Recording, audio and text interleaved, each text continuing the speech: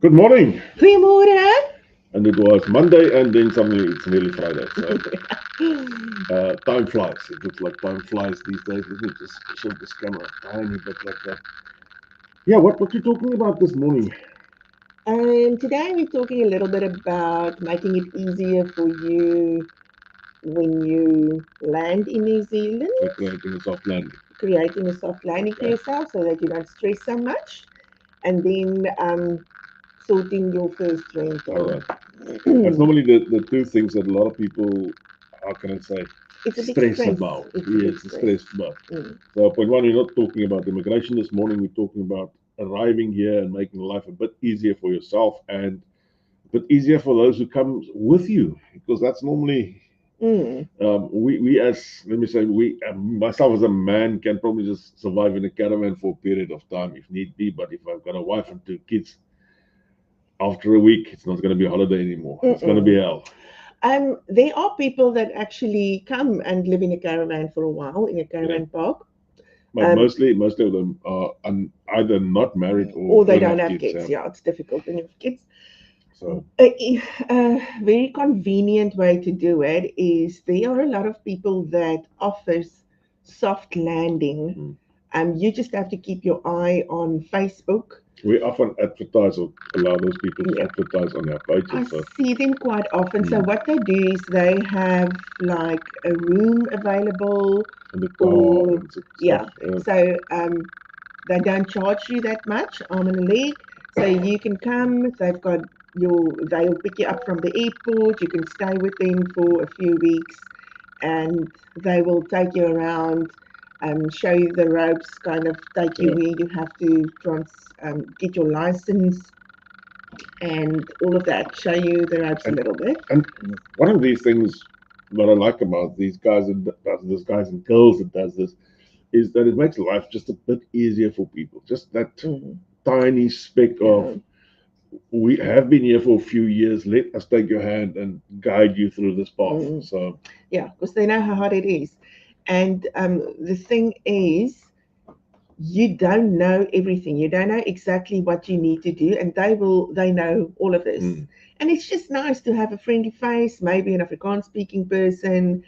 Just feel it a little bit at home when you're so stressed and get off the plane, because it is quite overwhelming when you land in Auckland. You get all your luggage, which is like a bus truck full. yeah, um, and we've met people at the airport one time when our son arrived. And it was two grown ups and two children. They landed, and the people that were supposed to come and get them at the airport wasn't there. and they couldn't find them and they couldn't get hold of them and It, they oh I was just shit. feeling so sorry for them. So Yeah. they had to organize an Uber or something to get them to a hotel. Now that is expenses that you didn't Mm. budget for. So just make sure that you find someone reliable. If there are kind of reviews, read them, or just see how many people actually have used them. Oh yeah.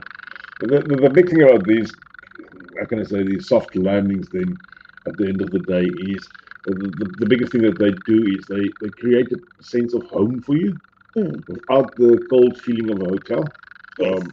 2 nights ago, I stayed in a hotel, and once again, it was a smart hotel, and the food was good, and blah, blah, blah. Nothing wrong with the hotel at all, but you didn't feel like home Yeah. at all. And if I had to stay in that hotel for 2 weeks, I told the guy that brought my vehicle to me, I told him I would go crazy. It's not What do about you? the. It's not about. He asked me how was my stay, so I said it was a bit lonely. Yeah. And let's face it, it was a bit lonely because and there's coffee and I had my computer and I did a lot of work and so forth. But there's But not the I wasn't yeah, but there. it's not the feeling of home. And And the and thing is, this is what the soft landing people are trying to recreate, a bit of a feeling of home. yeah. So So when you get here, you've got a friendly face that speak your mm. language. Yeah, that makes a big And difference. they can help you around town. It's just It can, but if you can't do that, I think the next best thing is to try and find yourself an Airbnb mm, and maybe make contact with the owners of the Airbnb and find out if you can maybe rent the Airbnb privately Yeah. for You a see, few you weeks. are allowed to contact owners Yes, you on can. Airbnb, and normally, especially we did this in Tauranga, and we got away with paying half the price that they Mm, were advertising, yeah, and this was nice. And she only asked us book us one night on Airbnb, and we booked the one night, and the rest of the time we just paid her directly. yeah. So So, because we stayed for 42 days, yeah, that's how long it took our container. container to get here. So Mm, we booked in advance for 42, and it was so good. We were very lucky because it was an older lady. mm. Her cat was at home, so we had a home with a cat, and yeah, it was really good. And the one thing that a lot of people forget is that they are going to have jet lag like crazy. Yeah. So contending with that as well, and going this way and going that way, and don't know where you are, and you don't feel lacquer because a lot of people, for them, it's the first time that they ever travel. Mm, So jet lag is not a known thing to them. They suddenly have this bad feeling, and they don't know why. And jet lag is for real. I mean, I had to go and yeah, sit in a classroom for 4 days yeah. when I arrived here. And for some Sure. people, it's just you're kind of tired, you want to sleep Yeah. silly hours. But my body actually feels very sick. Jet lag makes me Mm. feel really sick. So you need some time to just readjust. So don't think you're going to get here And you and take tomorrow about a you, week. yeah, Let's be quite honest. You take about a week to yeah, readjust. We just got back from America now. We yeah. had jet lag like crazy. Yes, niet slag. Just lie around. Don't stress too much. Now I feel go back, get into your routine in New Zealand, run, do the thing that Mm, you do, mm. work 8 to 5, and You can't get straight to you, work when you arrive. oh, I tried. No, I did for that first week. It was a bit of a blur, but yeah, Mm, yeah. I had to. So So, and I think once you have that and you know when your container is going to mm, arrive, if you can try and kind of wingle it in a way that you find a rental just before your container yeah. arrive, so that you don't have to put your stuff in storage. Or I think they store it where the containers arrive. And They can the store it one for thing that you. people should not forget is once your container arrive here, that doesn't mean it's going to be at your home the next day No, because it now takes it's going time. to into a type of what is that called? That muff storage, where they check your stuff out. Mm, So that they could call your container, and your container would have to be fully unpacked, and they could have a look at some mm, different stuff. It can take another week, 2 weeks perhaps, mm, and then they've repacked the container. Only then is the container ready to come to you. mm. So keep that. That's a bit of an unknown. So nobody can really tell you it's going to be No. a week or 2 weeks And or a I'm not day. sure how long it takes these days for a container to come from South Africa. When we came, it was 42 days, and they Yeah, were on time. they It were on was time. 42 days. We were very lucky. The day that we moved into our rental was the day that our Mm. container was We delivered to our actually no, we house. actually had to stay a day longer. Yes. So we booked this Airbnb, and then up 99, we were one day short because the container could only come the next day. They Mm. didn't have people for that day. So yeah. Yeah. So, And then when you are looking for a rental, and I know this is a very difficult one, especially when you're going to a place that has got a few suburbs. It's not just like you're going to Gore or you're going to whatever. You're going to Tauranga don't make goes naam stront, man. no, but it's not like they have got I know suburbs. people there. Yes, me too. It's a nice place. But I'm talking about a place that's a little bit bigger where there are a few schools and a few suburbs, and you don't know where you are, Mm. where you want to go.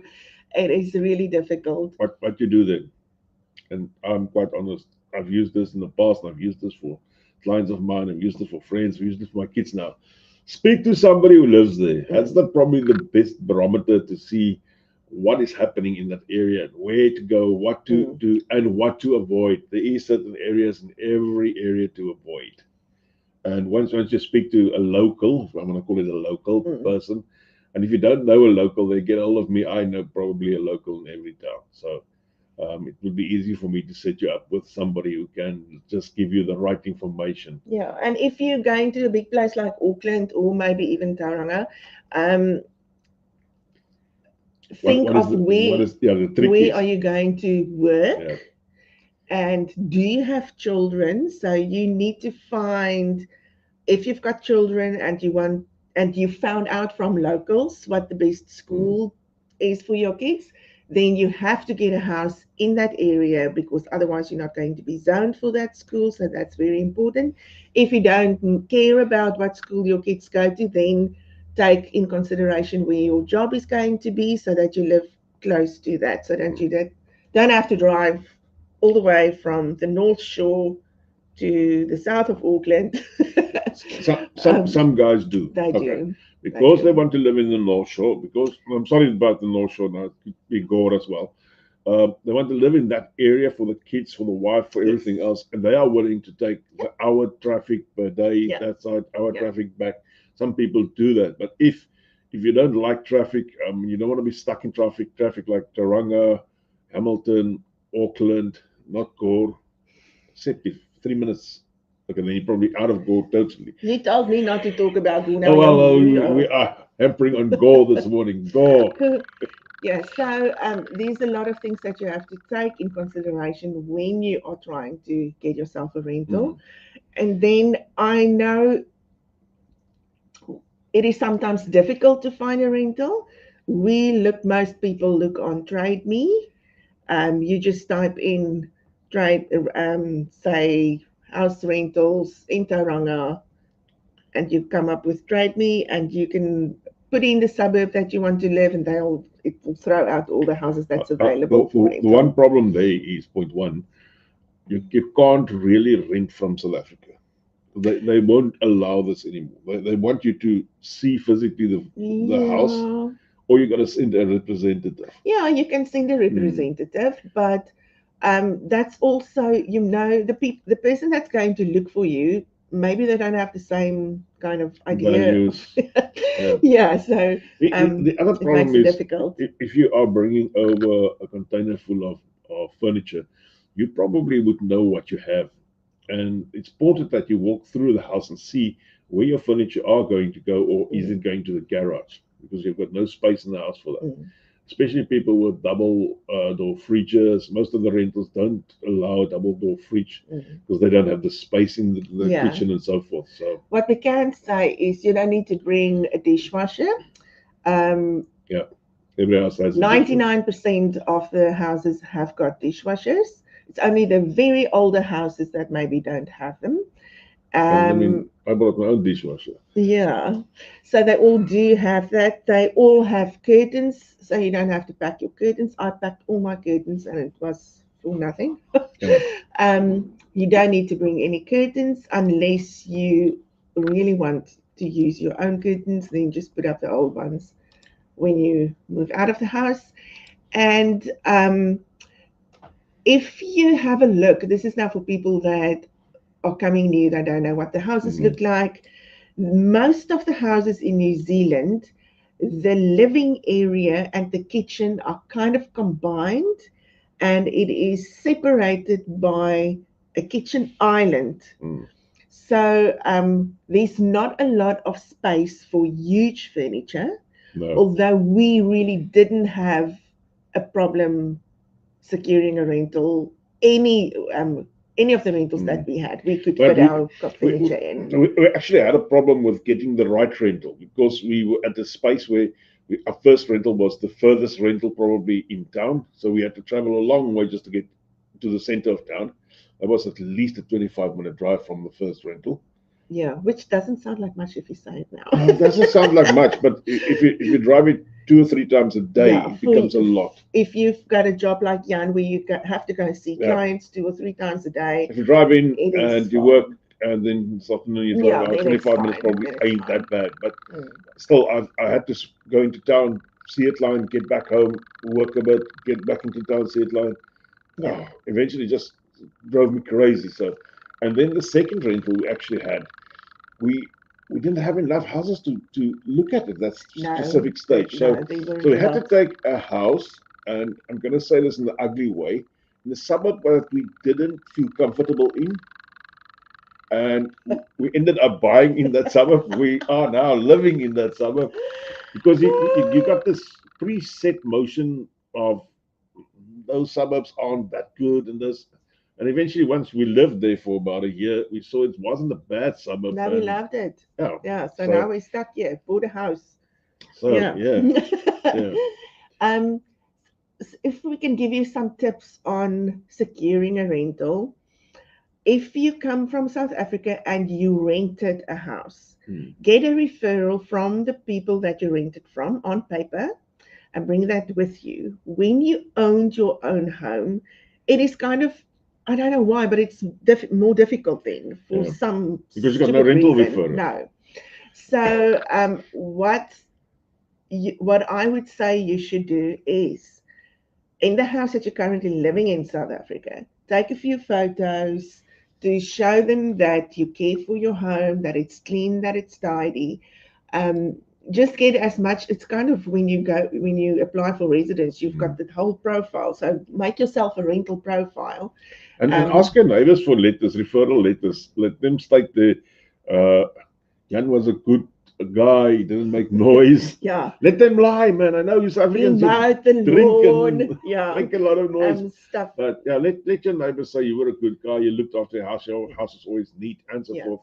Because this is the type of stuff they want from you to see and look, okay, this guy looks all right. And because we lived in an Airbnb for 42 days, we asked the owner of the Airbnb to write us a referral. As well, yeah. Yeah. And I think, And then the other thing is, the people in New Zealand have got this thing about South Africans looking after their stuff and cleaning their houses very well and all that. I know it's not always true, but they have got this thing. So they actually like renting houses out to South Africans.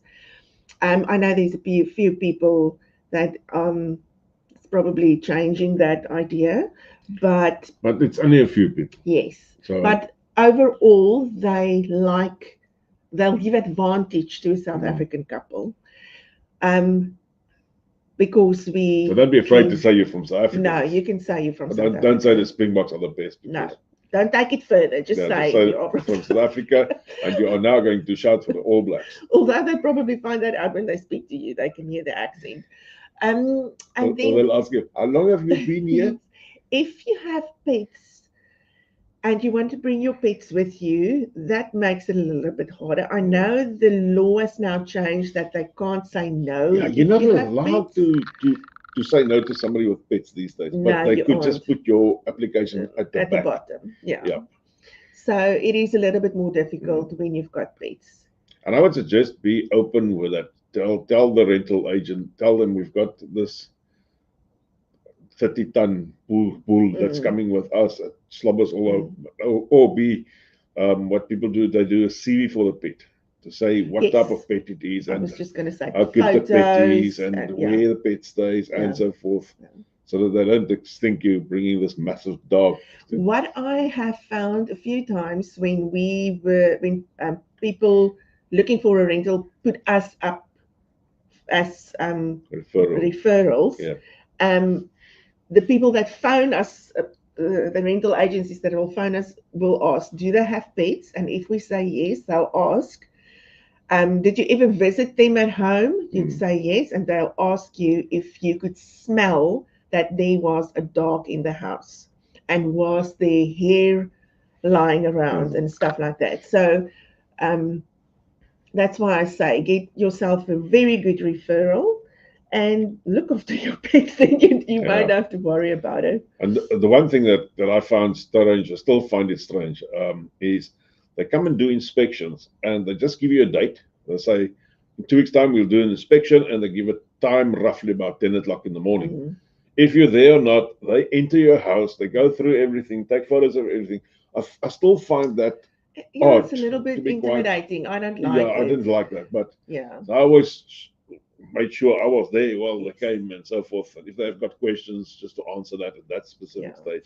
And in New Zealand, they are very strict about these inspections. So it will happen every 3 months.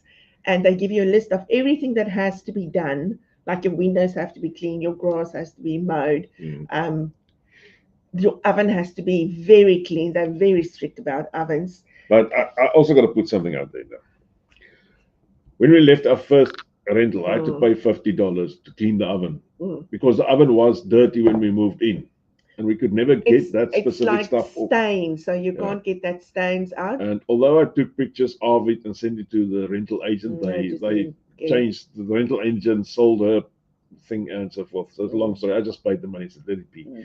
But do take pictures of every mark, everything, and send it all to the rental agent Yes. the day that you move in. Yes. So that they can't come back and say, oh, but you did this to the door, Yeah. you did that, and so forth. You email it to them so that it's Yeah. on file and you've got a paper Don't trail send of it by that. WhatsApp. Yeah. Email it, even if you've got to send 50 emails, just do that. You just And do take every mark, every dirty thing on a what do you call it, on the carpet, that. anything that you can think of, they can come back and charge you at the end of the day, because sometimes they will be, I'm going to say, nasty and Yeah. try and get the money out of you. So Yeah. And they are supposed to, before you move in, get an industrial carpet cleaner in to actually do your carpets. They don't allow for you to clean your own carpets. So, and the way that you'll know if that was done is there will be a little paper at your front door saying the name of the place that did it. So have a look out for that as well. Um, if it's not there, the carpets hasn't been cleaned by an industrial carpet cleaner, and you can also put that yeah, on email and just send it through to them. but getting stuff fixed sometimes it's quite difficult. Mm. They just don't care. So just keep that in mind. Even if the thing is broken, you're probably going to live with that Mm. the period of time. So, and the other thing is, be ready to move. Be ready to move. Because they decide one day they're going to sell the house. They Yeah. give you 2 months notice. Now they're going to sell the house without being it your fault at all. So Yeah. yeah, Yeah, you kind of can't really settle in before. no. And we lived in what, 2 houses before, Yeah. or plus the Airbnb was basically 3 houses. Some people are very lucky. They stay in one Mm. house for, I know people that's been in a house for 8 years now. So it just depends. But most of the houses are investment properties. Yep. So when they need the money, they will sell the house. And they sell it easily. And the other thing, I know a few people who's moved or stayed in houses for also long periods of time and only had one increase in rent. Yeah. So once If you are you're- in and you're yeah. a good tenant, they seem to look after the Yeah. good tenants that they really want there for the Yeah. long run. So Yeah. So it's all up to you mm, in the end. so So yeah, what else is there that you can let's talk a little bit about a container, because I know things change so much. We should actually get a hold of the people that we used in South Africa and just get a little bit of an update on how it happens these days and what the costs are and stuff. well, the last cost I saw, that was about 6 to 8 months ago, was between 120 to 140,000 rand for a container. Sure, it's double what we paid. It's double one that we paid. So Sure. thinking about now back to when we came and I had to come today, I would probably not bring a container. To be quite frank, I probably would not bring a container. But just keep in mind, if you want all the stuff that you had in South Africa, you are going to need a bag full of money. It's not going to be cheap. It's not going to be cheap. And if you want quality furniture, it's not going to be cheap. You're going to pay. Yeah, you are going to pay for that. Yeah. Sorry, guys. I know some of you have probably left a few comments somewhere. Only got one comment so far this morning, and something looks like it's not syncing nicely with Facebook, so I can't see any comments on my Facebook side. It's okay. But it's one of those things. Facebook made so many changes that it's really difficult. They're becoming ridiculous these days. So anyway. Yeah. Yeah, so if you're wondering, should you not bring a container, it's all up to what is important to you. If you want quality furniture and you don't have money to come and buy it on this side, I think you should bring it, because the furniture that you're getting the most furniture stores here are flat pack, so you have to assemble it yourself. Yeah. So it's not the sturdiest of furniture that you can get. And let's be honest, some things are quite expensive down here. Yes. If you want to buy real quality furniture, you are going to really pay a lot of money for that. It's just one of those things. Those leather couches that you have in South Africa and so forth, to buy them down here, it's a king's ransom. It's a lot of money. So It is a lot of money. So just think about stuff like that. But Yep. the odd things like your kitchen stock in your kitchen and stuff. I really wouldn't bring all of that. You know what I still would bring? I still bring a smaller type of container. Yeah. A lot of my personal Yeah, stuff. just the sentimental stuff yeah. that you really want to bring. The old clock from your grandfather and all that. And some of my computers I brought, I'll bring that again. My televisions that I brought, the one is still working. It's been 8 years. But if you can sell it for a good amount in South Africa, TVs here are not expensive. That's a problem in South Africa. That's You a problem. won't be able to sell You it. struggle to sell because I thought let's sell a lot of the stuff that we had double because we had a massive house in South Africa. Let's sell a lot of the stuff that we have double. And you know what? The prices that I was offered at the end of the day was so ridiculous that I couldn't believe it. No? Yeah. But the electronic stuff in New Zealand is really not expensive compared to South Africa. So if you can sell it, or if it's old and you really don't, it's not worth for you to bring it, then just leave it behind. Like he says, if you can just bring yourself a little, what do you call it? Your sentimental stuff. Yeah, what do you call that thing? The cube. I think it's a move cube or something like that. Yeah. If you don't want to bring your furniture. Or even if you've got a few boxes that you want to bring over, because let's talk about clothing. You can't bring all your clothes on the airport or on the plane. Oh, no. That's going to be way too much. Yeah. So especially your stuff. I mean, you took up the whole airline. You lie, man. I know you're allowed quite a few more kilograms when you do an immigration flight. So that's also one thing that you must think about when you book your flights. If you do it through a travel agent and you say it's an immigration flight, you get more kilos that you can bring. Some people arrive here with, oh my goodness, it's like 4 trolleys for 2 people or something. Yeah, so you are allowed a way more to come. Yeah, but then you can bring your clothes. Then that's really not a problem. And let's face it, there is cheaper furniture available from time to time from the op shops and those type of things. But you got to remember, it's second-hand furniture. Yeah. And I don't want to sleep on a second-hand bed. No. I'm not thinking I'm better than the next guy. I don't want to sleep on a second-hand bed. No, I agree with that. So, but I mean, it's all what's important to you. That's all what it's all about.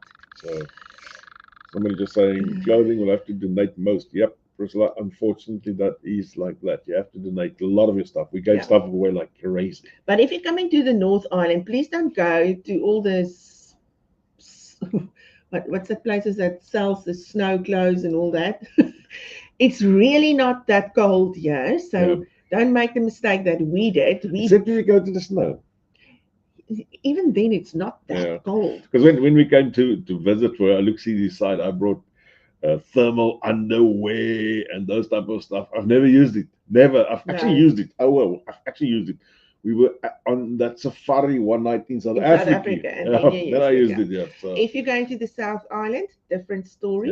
Probably get yourself a very nice buffer jacket or whatever. So guys, if you like what we're doing, please like and subscribe to our YouTube channel. It gives the channel just a bit more traction and we can reach more people. We're not making money out of this at all, so please, all right.